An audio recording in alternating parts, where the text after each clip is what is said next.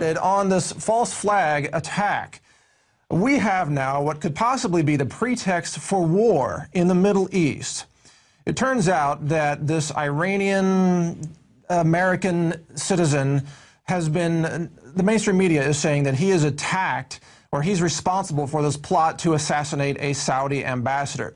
But the whole thing turns out to be just really not such an elaborate hoax. It's actually sort of a juvenile hoax. In fact, it turns out that this Iranian terror mastermind has been described as a drunk, pothead, hooker-frequenting joke, a scatterbrained used car salesman.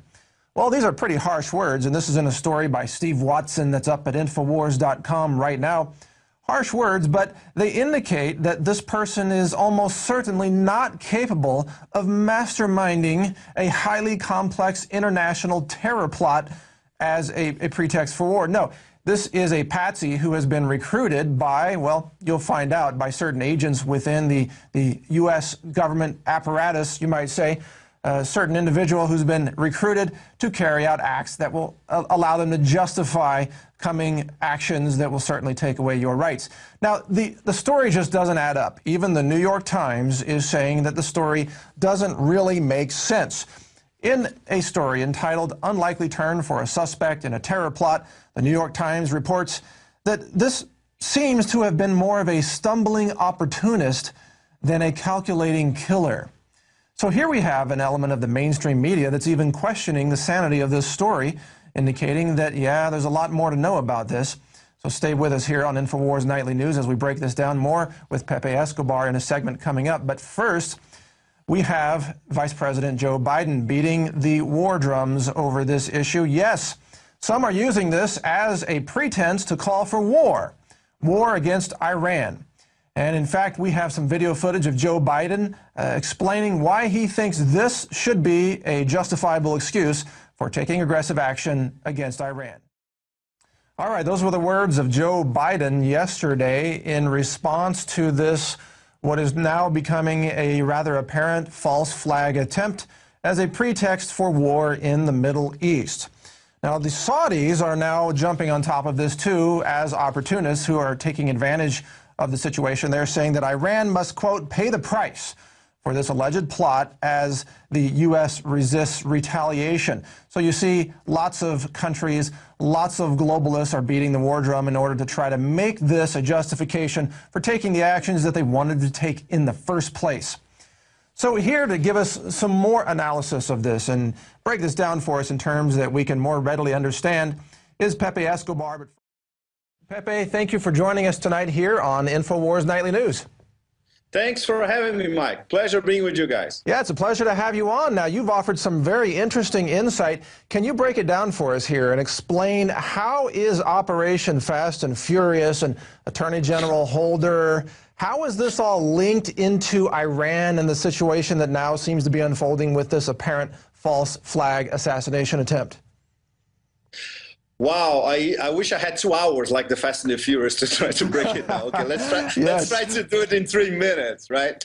Look, the American government wants the whole world to believe, public opinion all around the world, that a washed-up used car salesman from Texas with double nationality, running in American, with lots of problems, with bad checks, he cannot match his socks, he brags about everything, according to his neighbors and the people who know him in Corpus Christi, Texas. This guy was tasked by one of the most sophisticated intelligence services in the Iranian system, which is the Quds Force, which is the elite intelligence force inside the Republican Guards in Iran. So these guys, they task this lunatic to go try to find a Mexican drug dealer out of Central Casting somewhere in Tijuana or in Reynosa, offer these guys $1.5 million for a mob-style hit in Washington, D.C., in the nation's capital, against the Saudi ambassador, which is the most strategic ally of the U.S. in the Middle East. And on top of it, this guy promises the so-called Mexican drug cartel, which were not members of the Mexican drug cartel. These were DEA agents posing as members of the feared Zetas cartel in Mexico. Everybody who knows a little bit about Mexican drug cartels know they will never touch a political hit inside U.S. territory. Of course not. First of all, their turnover, their annual turnover is something like $40 billion or more. $1.5 million is pocket money. They will never deploy a band of Mexican muchachos, sicarios to D.C. to do this because they know that D.C. is one of the most fortified and police territories in the whole planet. They don't know if this is going to work. They don't know this Iranian guy. They are not sure that he has direct connections with the revolutionary guards in Iran. And on top of it, the guys promise him, look, we have tons of opium, and I can bring you these tons of opium, maybe what, on an Iran Air flight from Tehran to Mexico, well, Pepe, and hand it over to the cartel. It's so absurd. The whole thing is absurd. Yeah, exactly. The absurdity of this is what's so striking here, that the whole story falls apart upon any kind of real scrutiny. And you, as a journalist, your job is to scrutinize these situations, bringing in your knowledge, your cultural knowledge, your geographic knowledge, all the research that you've done as well. But why does, in your view, why does the Obama administration believe that it can get away with something that is such an obvious hoax? Look, it beats me. It not only beats me, it beats the best analysts of the Iranian system. It beats people like Robert Baer, who worked for the CIA for over 20 years. He said more or less the same thing. This is not the way the IRGC and the Quds Force operate. I've been to Iran many times. I've met some of these guys. It was very difficult for us foreign journalists to meet anybody from the IRGC. Even to talk to a simple spokesman in Tehran is very complicated. But these guys, they know what they're doing. They always use proxies. They will never use somebody that they don't know, that is a U.S. resident. They wire money to a New York bank account, which is completely absurd. Everything is tracked. Right. That's pretty funny. There's so many inconsistencies. You know, this guy keeps calling from Tehran to the U.S. and bragging about his connections with the people. When you are an operative for the IRGC or the Quds Force, you would never brag that you are part of them. Of course. That's why they're so good, because they work in secrecy. They have lots of agencies all over the Middle East. And of course, we don't know that, but they might have undercover agents inside U.S. territory, and certainly in Mexico. But they do have in Venezuela, for instance. Pepe, but these people are ultra secretive, you know. Let me ask you, but look at what's at stake here. There is so much at stake in terms of the power structure. Obama is hurting in the polls. He needs something to make him look like a hero. Israel has been wanting to bomb Iran for, what, years now, maybe longer, forever, right?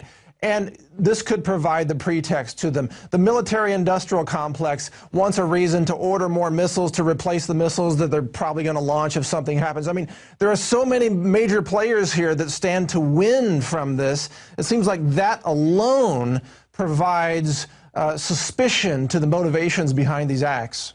Absolutely. If we follow the money, there are so many people who will profit from it. You enumerated some of them. Don't forget the House of Saud, because the House of Saud, they are in a mortal confrontation with Iran for decades now. They consider themselves to be the true guardians of Sunni Islam, of the real Islam, the pure Islam, because they guard Mecca and Medina. On the other hand, the Shiites in Iran, they think they develop the purest form of Islam. So there is a religious conflict, there is a geopolitical conflict for supremacy in the Middle East, and of course, there's the Arab Spring element. What happened after the beginning of the Arab Spring? The counter-revolution was started by Saudi Arabia. They told the U.S. bluntly, look, this Arab Spring bullshit is not going to work here in our backyard, the Persian Gulf. We rule here. We are the top dogs. You can do anything you want in Northern Africa. And that's why, for instance, they facilitated that Arab League vote that led to UN Resolution 1973, that led to NATO imperial war, that led to the fall of Gaddafi. And look at what happened in Bahrain. They invaded Bahrain. Look what happened inside Saudi Arabia, in the eastern provinces. Mostly Shiites live there. That's where the oil is. And that's where the unrest against the Wahhabi dynasty in Riyadh is very, very powerful. They preempted everything. They're still repressing it. We don't read about it, not even in the Middle Eastern press. You won't follow this in Al Jazeera, for instance. You won't see this in Al Arabiya. And obviously you won't see that in the US and European press as well. So now, for the House of Saud, it's perfect because they are being depicted as the victim of an evil plot by the evil Iranians. You see, so the US wins, the Obama administration wins, the neocons win, Israel wins, and the House of Saud wins. Who loses? World peace. Well, exactly. The American people lose, the Saudi people lose, the Iranian people lose, the Israeli people lose. Once again, it's the people losing and the governments winning in their minds, even though, of course, they ultimately lose as well. But we're about to wrap this up in a couple of minutes here, Pepe, but let me ask you this. Okay. You cited many very important cultural contexts for explaining what is happening with the House of Saud, for example, and the history of key members of in Iran who would be responding to this and so on. But the American people are generally not in a sophisticated way informed about these issues. This is beyond the sort of cut and dry, make it simple, dumb it down mainstream news that most people are hearing. So it seems like it's easy for the mainstream media to just sell the American people on a fairy tale. Absolutely, and I've been following closely the coverage in the U.S. corporate media, and it's amazing. They think that they can get away with anything, and there's not even an inch of questioning of the official story. You only read about that on the internet and on websites from Asia or from Europe, for that matter. It's crazy because anybody who knows how the Iranian system works, you look at this plot and you see that it's absolutely implausible. If they wanted to kill a Saudi ambassador, they could kill a Saudi ambassador in Iraq or in Syria or in Jordan. Of course, right.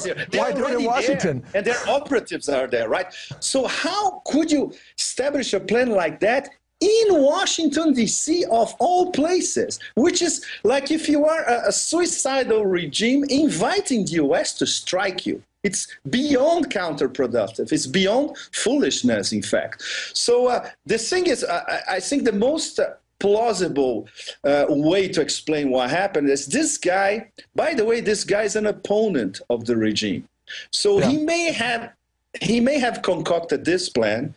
The DEA agents were already infiltrated, got hold of this guy. They sold him the idea that this plan could be concluded. In fact, don't forget that it was the DEA agents who suggested the restaurant hit.